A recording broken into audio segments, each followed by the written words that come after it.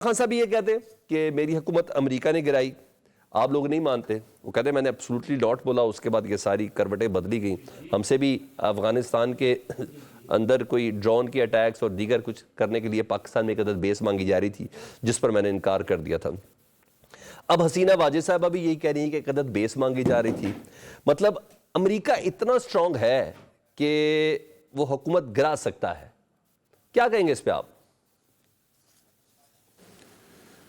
بسم اللہ الرحمن الرحیم. میں تو یہی عرض کروں گا کہ سب سے پہلے تو ارشد ندیم جس نے پاکستان کا جھنڈا پوری دنیا میں بلند کیا ہے، ہم اس کو مبارکباد دیتے ہیں، اور پوری جی بی کے عوام کی طرف سے بھی مبارک ہو. اور یقیناً اس میں دو رائے نہیں ہے، دنیا میں جتنے بھی سپر سٹار سامنے آئے ہیں فٹ بال کے، ہاکی کے اور انٹرنیشنل، آپ ان سب کی زندگیاں آپ دیکھ لیں تو کسی کے پاس جیسے رونالڈو تھا، آپ دیکھ لیں اس کی آپ بایوگرافی پڑھ لیں تو اس کے پاس فٹ بال خریدنے کی بھی گنجائش نہیں تھی. اس میں دو رائے نہیں ہے کہ ٹیلنٹ کو ہارویسٹ کرنا، اس کو نیشنل سطح پہ پہنچانا، اس کو مواقع فراہم کرنا وہ گورنمنٹ کا کام ہے. اور الحمدللہ شہباز شریف صاحب کی گورنمنٹ نے، پنجاب کی گورنمنٹ نے اس کو احسن طریقے سے بھی کیا. اور کوئی کام اگر ہوا، اس کا رزلٹ آ گیا تو اس کو ہمیں مان بھی لینا چاہیے. اور جی اس حکومت نے کیا، اس نے جناب اس کے تقاضے پورے کیے. اور بھی ہمیں نوجوانوں کو جو ہے وہ ایک سبق ملتا ہے کہ اس نے یقیناً جب شروعات کی تھی ارشد ندیم نے، اس میں دو رائے نہیں ہے کہ کس قسم کرسی میں کی تھی، اور اپنی شوق اور لگن اور جذبے کی وجہ سے وہ یہاں تک پہنچا ہے. پوری قوم مجھ کے لیے دعا. نہیں، احسن اقبال صاحب بھی کہہ رہے ہیں کہ کامیابی کے لیے جو ہے وسائل کا کامیابی سے کسی قسم کا کوئی تعلق نہیں ہے. ارشد ندیم نے یہ ثابت کیا ہے محنت اور لگن سے. جی دیکھیں، اس میں آپ کے ملک میں سینکڑوں سکسیس سٹوریز ہیں. آپ کے اپنے جو ہے وہ نیشنل کرکٹ میں اندر دیکھ لیں، آپ کے جو بڑے بڑے پلیئر بنے ہیں وہ پہلے کیا تھے، کس لیول پہ گئے ہیں، گلی محلے میں کھیلتے رہے ہیں، اس کے بعد وہ نیشنل مگر حفیظ بھائی یہ کوئی طریقہ تو نہیں ہے نا، حفیظ بھائی یہ طریقہ تو نہیں ہے نا. 25 کروڑ کی آبادی میں سے ایک شخص اپنی مدد آپ کے تحت ایک عدد گولڈ میڈل لے کے آیا، اس کو سلام، اس نے ہماری 14 اگست بنا دی، اس نے ہماری زندگی کی بہت بڑی خوشیوں میں سے خوشی دے دی. مگر یہ بھی تو کوئی طریقہ نہیں ہے نا. امریکہ میں جتنے گولڈ میڈل گئے ہیں وہ کریڈٹ جو بائیڈن لے رہا ہے اس کا.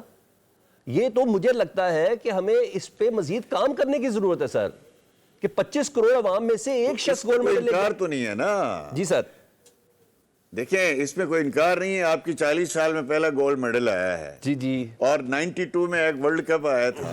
اس وقت بھی نواز شریف صاحب تھے جنہوں نے جناب گورنمنٹ میں تھے، انہوں نے ان کی حوصلہ افزائی کی تھی اس وقت ٹیم کی.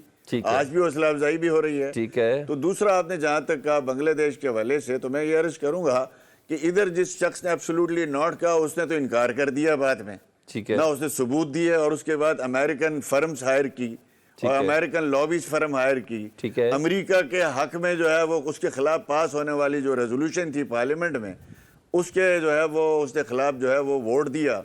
اور دنیا میں جو امریکہ میں خاص طور پر جو پی ٹی آئی کے لوگ رہتے ہیں، وہ تو وہاں پہ ٹرمپ کے شادیانے بچا رہے ہیں. تو وہ اپنے اقتدار سے پہلے اگر وہ کوئی ایسی بات کر دیتے، اور وہ جب عدم اعتماد سے پہلے کر دیتے تو پتہ چل جاتا. تو آج حسینہ واجد کہہ رہی ہے اور عمران خان کہہ رہا ہے، تو صاف پتہ چل رہا ہے کہ دونوں جھوٹ ہے، سفید جھوٹ ہے.